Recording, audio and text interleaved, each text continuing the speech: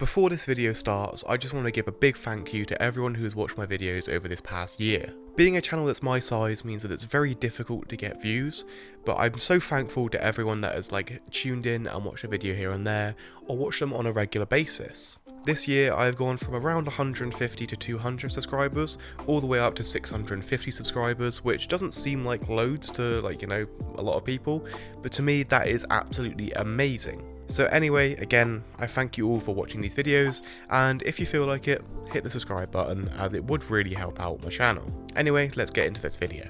Hello and welcome back to another video. In this one, I'll be looking back over the past year and picking my favourites in a few categories. Many photography YouTubers do this, and I thought I'd join in as I think it would be quite interesting to see how my tastes and thought change over the year. So the categories that I'll be deciding my favourites for will be my favourite camera, digital and film, lens, film stock, photo book, shoot that I've done, shoot location that I've been to, and then finally I'll show my favourite photos from the year. So we'll just get right into it and start off with my favourite digital camera. And probably to no one's surprise, it is the Fujifilm GFX 50S. I bought this camera back in April or May, and it's probably one of the best decisions I've ever made. Since I bought the GFX, I've made a number of videos on it and I've taken countless photos that I absolutely love. The camera is absolutely perfect for me in almost every single way. The quality of images are amazing, the camera feels incredibly good in the hands, and I absolutely love using it. And I'm so glad I bought it, even if it did make me broke for a couple of months. So yeah, the Fujifilm GFX 50S is definitely my favourite digital camera of 2023. Now let's get on to my favourite film camera of 2023, and this was a difficult one for me to pick. My first thought was the Pentax 6.7, as I absolutely loved using it for the first few months of the year, but then I stopped using it completely, and I only recently started picking it up again and using it regularly. So it doesn't really deserve the top spot, considering I only used it for the first few months of the year, and I've only started using it again recently within the past month. And for that reason, my favourite film camera of 2023 has to go to the Olympus Mu. When I look back at the film photos that I've taken in 2023, a surprising amount of them have been taken on the Olympus Mu. I used this camera on pretty much any occasion that I wanted to shoot film, but didn't really want to have to deal with a heavy camera or didn't want to have to pay attention that much.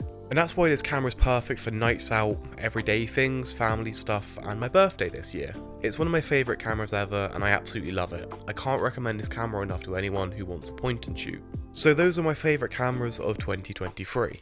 But a camera isn't anything without a lens. So my favourite lens of 2023 isn't going to be surprising to anyone. Of course it is the Nikon 65mm 1.4. This lens is one of the best lenses that I have ever used. The only lens I'd say that I've used that is better than this one is the 110mm f2.8 for the Mamiya RZ67. The Nikon 65mm 1.4 creates such a unique image. This lens combined with the GFX is the closest that I could get to that special medium format look on a digital camera. I've taken so many images with this lens that I love.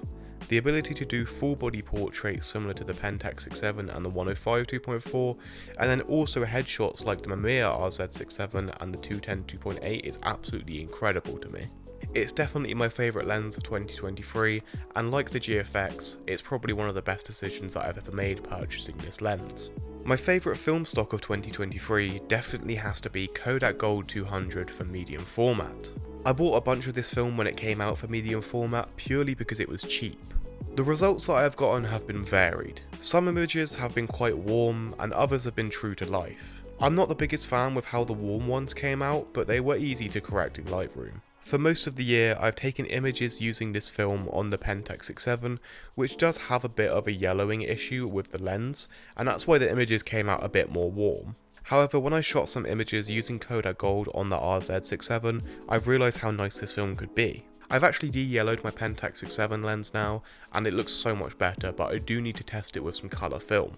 I don't really buy many photo books. I would definitely like to buy more in the future, but I'm not really fussed with what is out there right now. However, I have picked up a few this year, and my favourite is definitely Portrait of Britain Volume 2. This is an older Portrait of Britain book. I think it was released in 2018, and there have been a number of others that have been released since then. I picked this book up because I was in Waterstones with Jen, and every time we're in there, I always go straight to the photography book section. There's not usually much there, but this time there was the Portrait of Britain Volume 2, and I knew I had to get it straight away. I love portraits, and I love portraits that have that British feel to them. I don't even know what that means, but all of the photos in this book have that feel to them, and I absolutely love them. If you haven't looked through one of these books, I highly recommend it. Most of the photos are amazing. There are a few here and there a bit like, how did that get selected? But for the most part, they are absolutely amazing. I was wanting to do something different to other videos that are like this one, so I thought I would include my favourite shoot that I'd done in 2023. I had done quite a few shoots this year, but there's one that stood out to me. Back in January, I'd done a shoot with someone called Iris Rainbow. She messaged me asking if I could photograph a fashion piece she has made to comment on the environmental impact of polluting and plastics. It was the first time I had done something like this and I had a blast. I used the GFX 100S on my Pentax 6-7 and we went to the beach to take some photos. The results that I got were quality and I'm super happy with how they turned out. Iris was a great model and knew exactly what to do, the conditions were lovely and it was just a great shoot overall. So yeah, that's definitely my favourite shoot of 2023. Like I said a second ago, I want to do something different for this video compared to like the other favourites of 2023 video, so I thought I'd include my favourite shoot location. I haven't travelled very far this year, I've mainly stuck around Cornwall and most of the locations are quite boring except from Boltalic Mine, which is just amazing every time I go there. So my favourite shoot location is actually in Devon. I went to Dartmoor back in January and it quickly became one of my favourite locations that I've ever been. I didn't get any mind-blowing photos, however I did get a nice one of a pony on the Pentax. It's my favourite location purely because it was just so beautiful and it's a great memory with me and my friends. I'd love to go again soon, and if you haven't been to Dartmoor, I definitely recommend doing so as it's just beautiful there and it's absolutely massive. And we're pretty much at the end of the video. I will leave you with some of my favourite photos that I've taken this year, so if you want to see those, stick around. I hope you've enjoyed, I'll see you soon, goodbye.